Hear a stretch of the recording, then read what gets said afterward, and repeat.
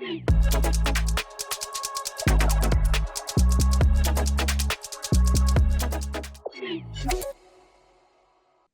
this is Brian Pash, and welcome to another exciting podcast interview today. We're going to do a deep dive into the urban science research in conjunction with the Harris Poll to really understand where the consumer mindset is in regards to their car purchasing journey, affordability, and what's going on with EVs and hybrids in the consumer's mind. Each year, Urban Science partners with the Harris Poll to put out some really effective research that dealer groups and 20 groups can use to really facilitate strategic planning, sales strategy adjustments, and more importantly, learn where the consumer is to sell more cars in a digital age.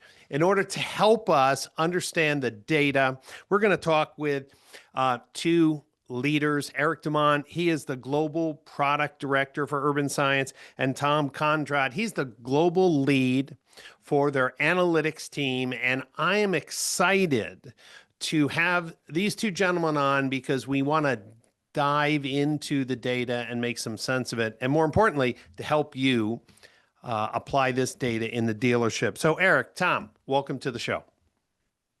Thanks for having us, Brian. Excited to be here. So let's start off with affordability. You know, I was listening to the news just recently and the doom and gloom about tariffs and trashing the economy really hasn't played out yet. And more importantly, we saw dealers have a little pull ahead effect, I think, in March and April when the tariffs were first announced. And now I think we're trying to get back to understanding, are the consumers concerned about tariffs? Is affordability still the number one concern? Eric, let me start off with you. What is the survey data showing about consumer mindset and affordability? Well, it's been pretty consistent. Tariffs certainly are topical right now. They're on, they're off, they're bigger, they're smaller. But affordability has been the top concern for consumers in the marketplace when thinking about purchasing or leasing a vehicle for almost 24 months. Tariffs certainly can exacerbate that, but by 20 percentage points or more, affordability has been at the top of the mind of anyone purchasing and leasing a vehicle. And Tom, when we hear about affordability as a top concern, how does the knowledge of this fact, really that this is a key priority for consumers, how can dealers weaponize this data and actually use it in their sales strategy? Mm-hmm. Knowing that affordability is the top concern, dealers can use their tools at their disposal, whether it's through creative financing, whether it's through trade-in. Used car prices are up. So there's a lot that the dealers can do with trade-ins, with financing, because it's a holistic a way to approach, financing is to get all of the tools at their disposal put on the table for the consumer. And the second most important thing that dealers can do in addition to pricing and affordability is transparency. So when they're laying out the trade-in, the financing, and all of that, being transparent with consumers has been a top 3 issue for at least the last 20 years. And sometimes that doesn't get talked about enough, but that's part of the equation in meeting consumer demand. When I talk to dealers, they, well, I want more leads. I want more leads. I mean, it's just, I want more leads.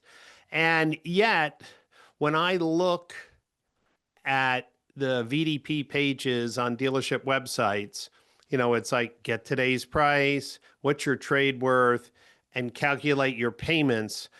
Obviously, the payments button is aligned with affordability, but it doesn't seem like the page is really maybe crafted to give them some assurance that the dealership will help them through their affordability journey. Like Tom was saying, there's a lot of tools and levers we can pull I'm not sure if the VDPs are really telling the story. Like, we're here to help you find the most affordable path forward. Um, I think there's a gap. There's a gap between what dealers want, what consumers are struggling with. How do we narrow that gap? That's a great question. There's a bunch of different ways to kind of think through that. The first one, I would remind everyone that while affordability is a top concern, consumers are still buying. Tom can Yes. talk through the details in a moment, but if you look at SAR, if you look at leads, people are still buying. And one of the biggest, you mentioned disconnects, one of the biggest disconnects that we're seeing is that like 93% of dealers that we surveyed think that consumers are going to change their buying patterns based upon this crisis of affordability. Only 50% of consumers are saying the same thing. So dealers are thinking that consumers are much more price sensitive than they really are, at least as it relates to buying vehicles. Consumers have been very, very resilient in terms of their purchase intent. It doesn't mean that they're not price sensitive, but it does mean that they're still buying. So what does that mean? It means we have to execute the basics brilliantly, because price is going to be a way of disqualifying dealers from a consumer standpoint that aren't providing the information that the consumers are looking for, whether it be transparency in pricing, as you guys mentioned, or frankly, just being able to respond with details of a vehicle. When we talk about brilliant basics, shoot, at MRC, we hear the mystery shops all the time. You have them go up on stage, they call a dealer, and they ask for a Right. price, and everyone's praying it's not their dealership, and they're not going to say this Yeah, vehicle Cassie costs from this. Car Wars does a great job with that. Phenomenal job. And I think in the last MRC, the BDC agent that she got did a phenomenal job by not answering just the price question, but then starting to inquire around what are the needs of that consumer, and then aligning those needs with the advantages of the vehicle and how to position that. So the brilliant basics are the sales skills that we've been preaching in the industry for 30 years, but they become much more important when consumers are a little bit more price sensitive or price conscious. They're still buying, but we need to address their needs in a way that don't disqualify us from that opportunity. Eric, we weren't going to talk about Sales Alert, but I want to throw a point in here. My brother Glenn is on the road working with dealers in sales process, and here we are in 2025, and sales associates or BDC teams are still dropping the ball with lead follow-up. And one of the things I wanted to just insert here, because consumers have an affordability concern, and you said it, they're still buying.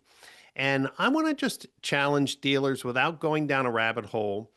The Sales Alert and Traffic View products will tell a dealer which consumer in their CRM has bought a car, and what did they buy, and was it from a same OEM brand or a different OEM brand. And I bring this up because if we get in the mindset that we're guessing intent or the seriousness, no one's going and submitting a lead accidentally or that they're bored.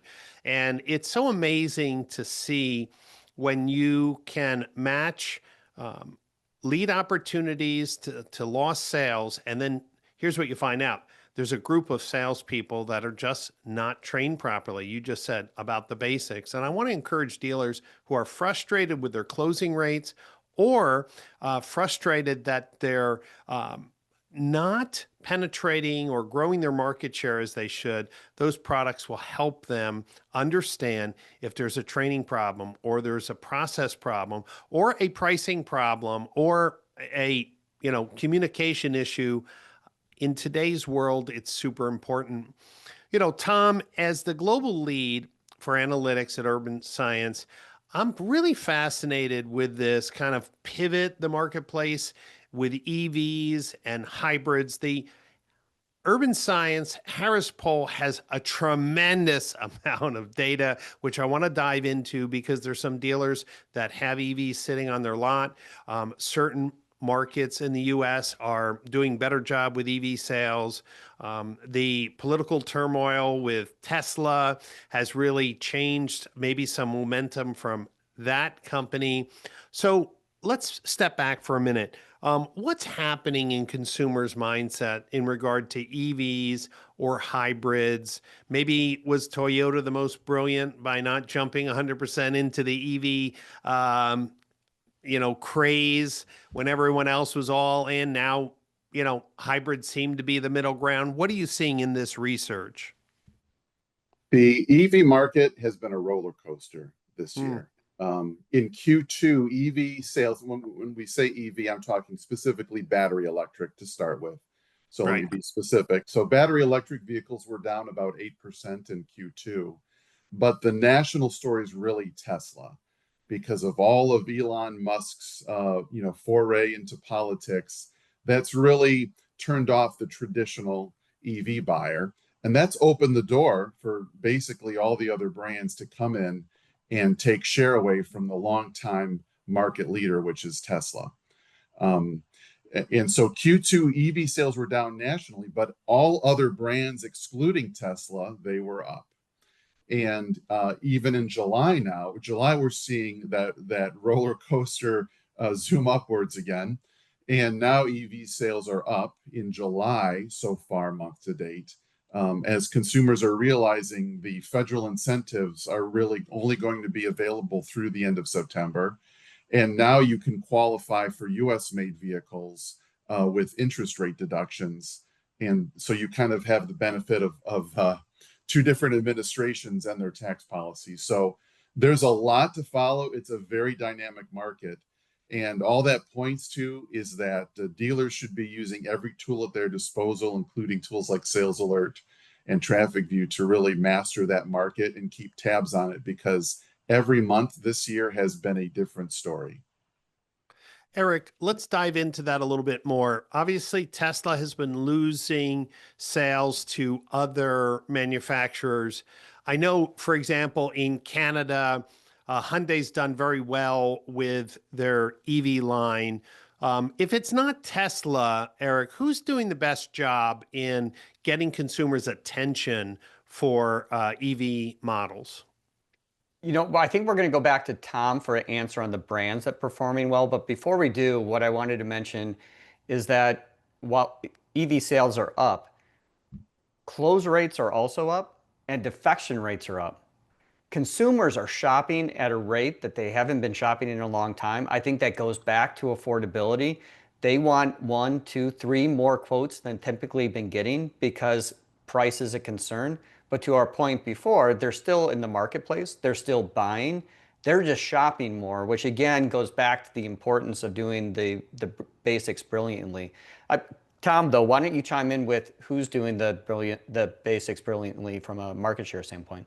Yeah, Chevrolet and Cadillac have really done very well this year with their EV strategy. GM has jumped over the hybrid development and they went straight to battery electrics, and that's been their strategy.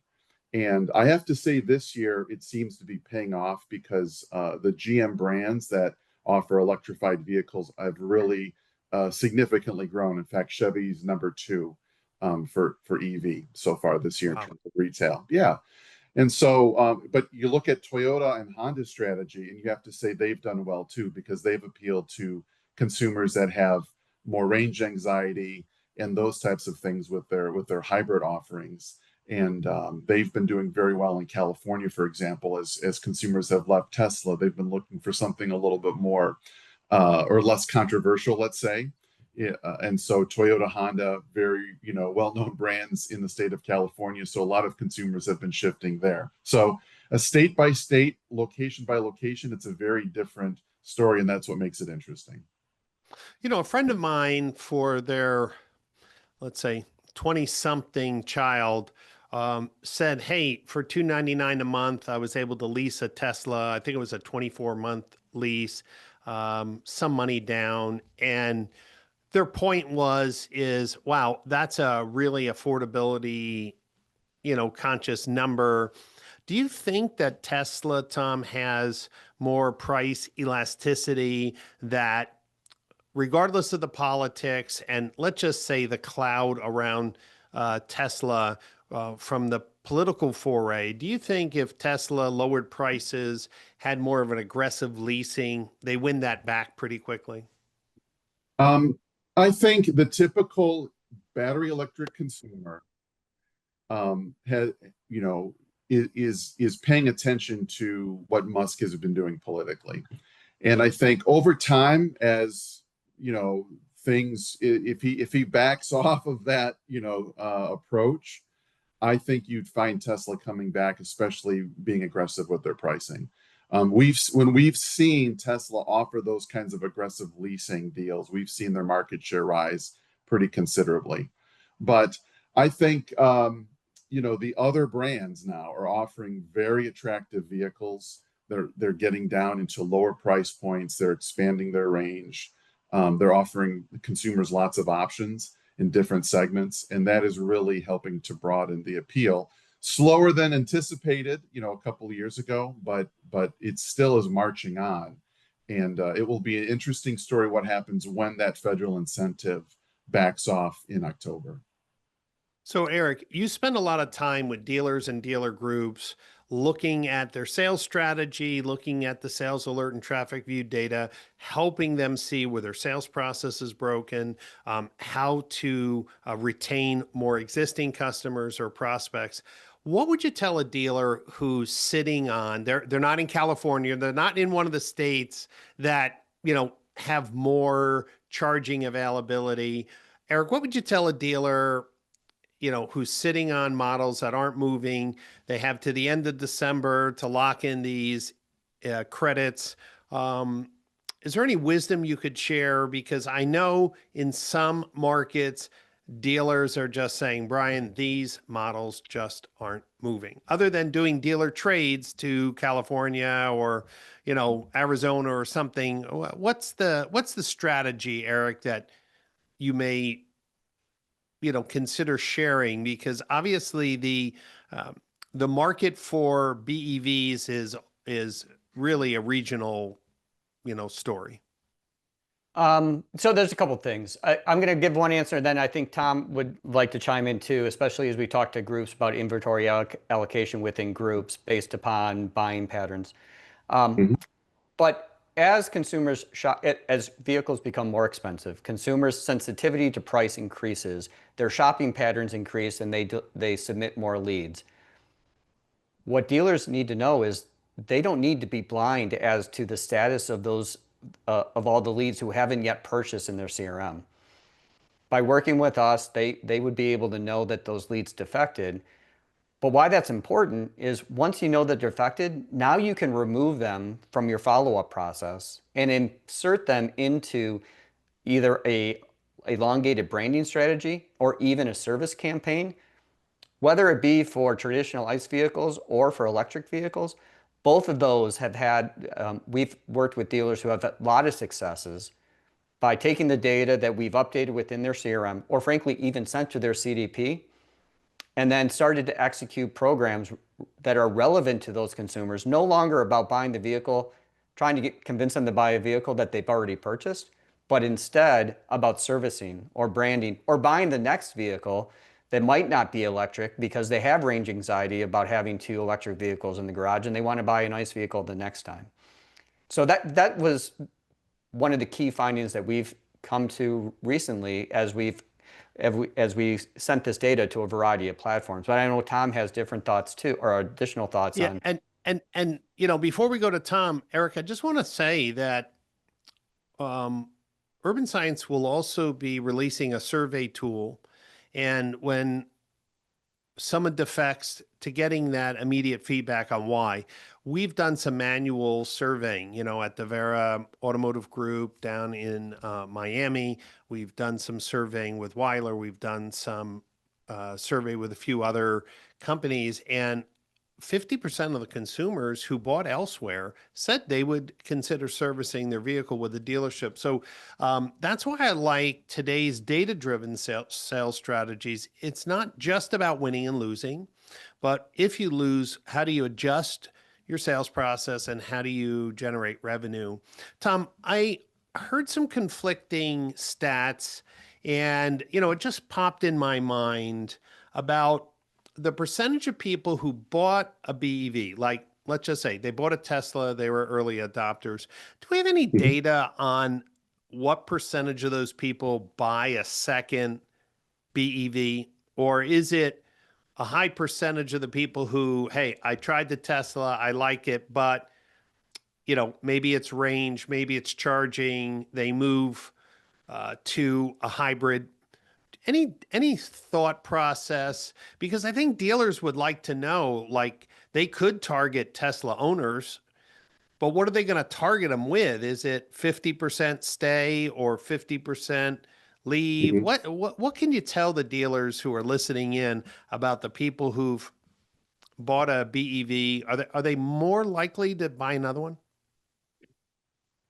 In the data that we see that BEV buyers tend to have multiple vehicles in their garage.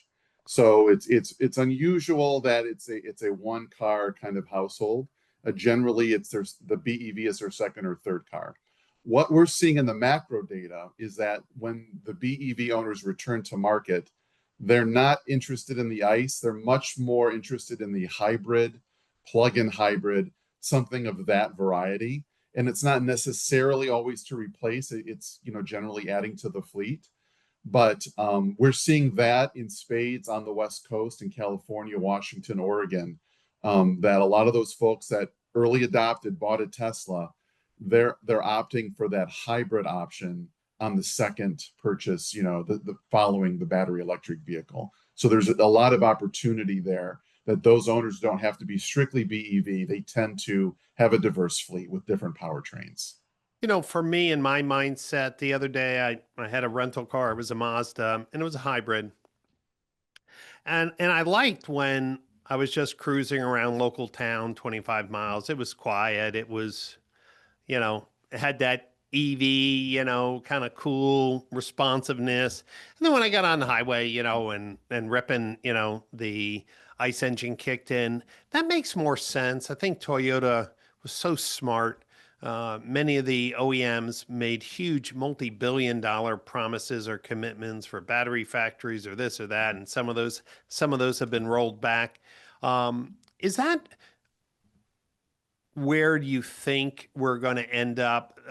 Because, there are dealers here who are trying to figure out what their buying strategy is for the fall into next year.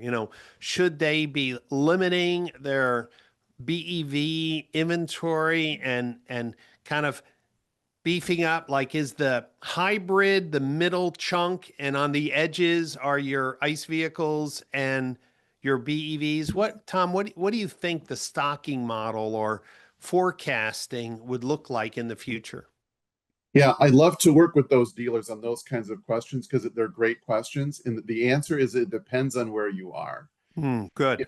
If you're in a major metro market, usually high tech sector, white collar, some folks working from home, shorter commutes, they tend to be much more interested in those electrified options.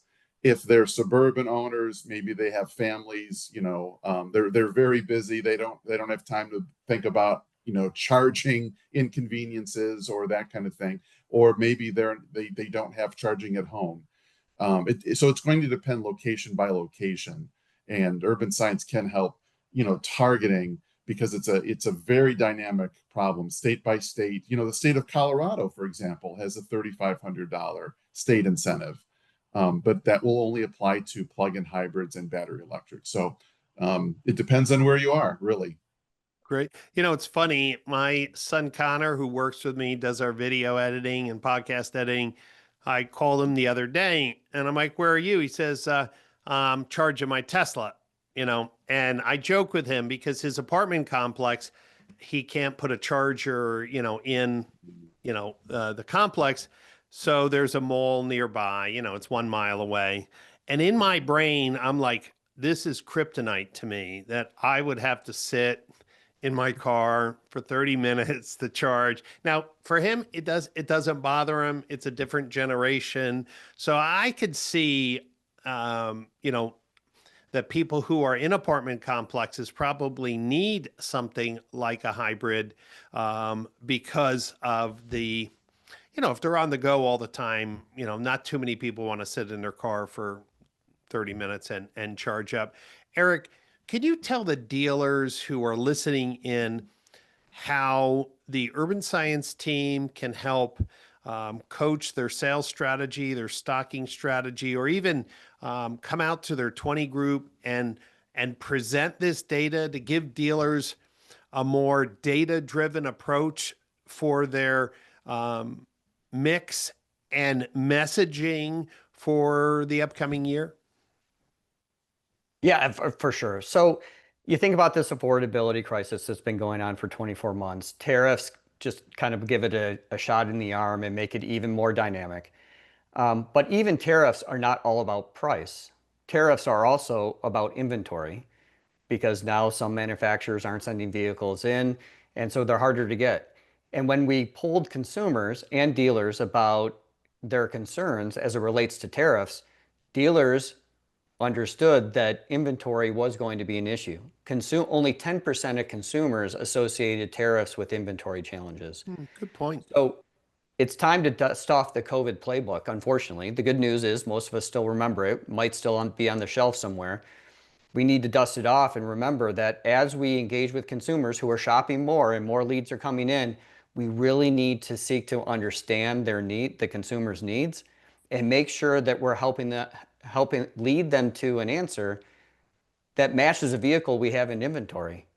Because if we don't, we're going to run into the same challenges we had previously, but there's going to be at this stage in the game, there's going to be another dealer with that car in stock, and we're going to lose that up unless we proactively and preemptively start talking about inventory at the beginning as we assess the shopper's needs and try to get them into the store for a conversation. So good. You know, Tom, as you look over all the research that was just recently published, and we're going to provide a QR code for dealers to just scan and request the poll and survey data.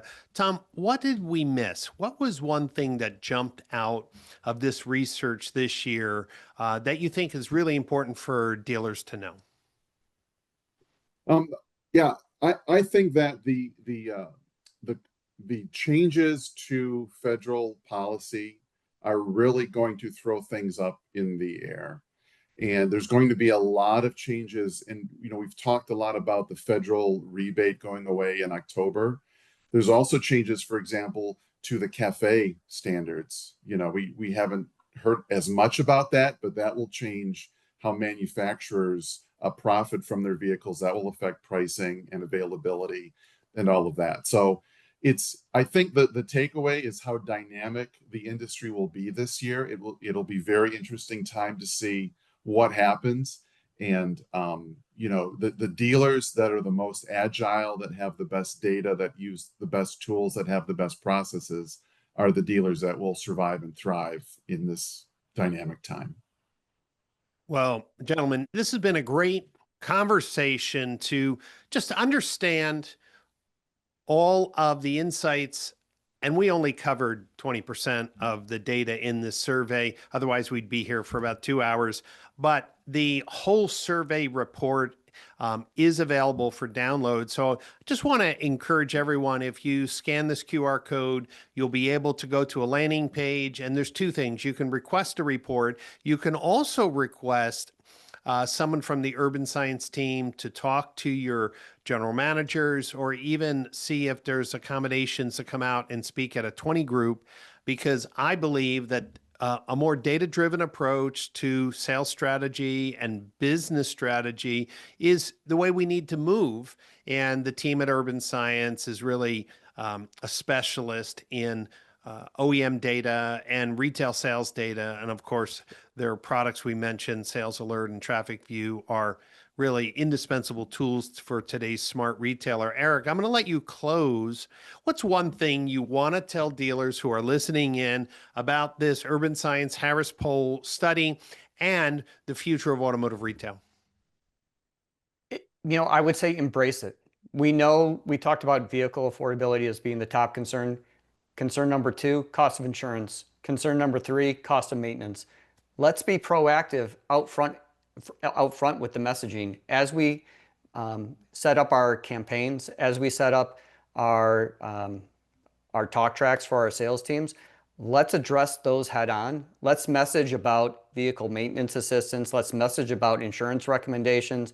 Let's message about free oil changes. Let's get that concern off the table and then get into addressing the vehicle needs of the consumer and matching them to the vehicles we have in stock and working to close the deal.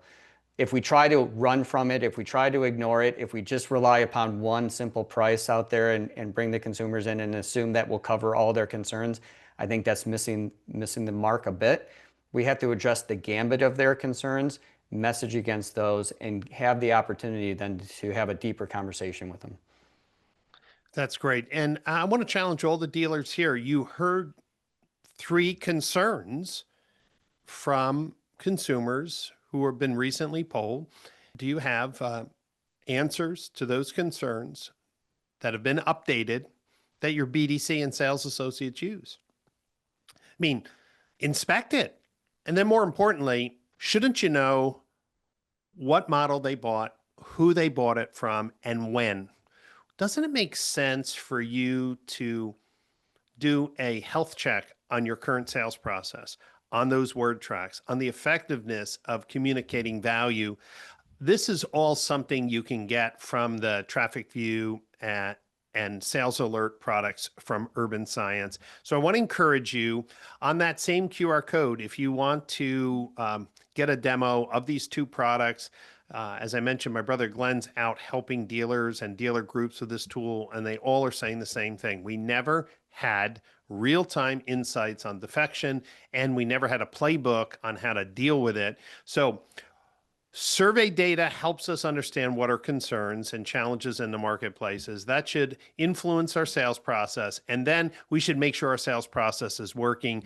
That's the partnership that Urban Science is bringing to Tier 3 for dealers who really want to sharpen their axe and make sure every swing they're really being as efficient as possible to cut through the noise and sell more cars in a digital age. Thank you so much, gentlemen, for spending time with me and our dealer community on this latest poll survey. And I look forward to seeing you and the whole Urban Science team at the Modern Retailing Conference, November 16th, 17th, and 18th in Palm Beach, Florida. It's the conference to attend if you want to talk about modern retail strategy, the tools, the techniques, the process, the checks and balances that can really help elevate your, sales and grow your market penetration. All of these topics and more, including how AI is transforming retailing, will all be covered at the Modern Retailing Conference. So just go to modernretailingconference.com. Get your tickets today. Thanks so much for listening in. And if this is the first time you're listening to one of my podcasts, there are hundreds of interviews online. Just search for the Brian Pash Podcast. Have a great day and look forward to seeing you next time on another exciting podcast interview.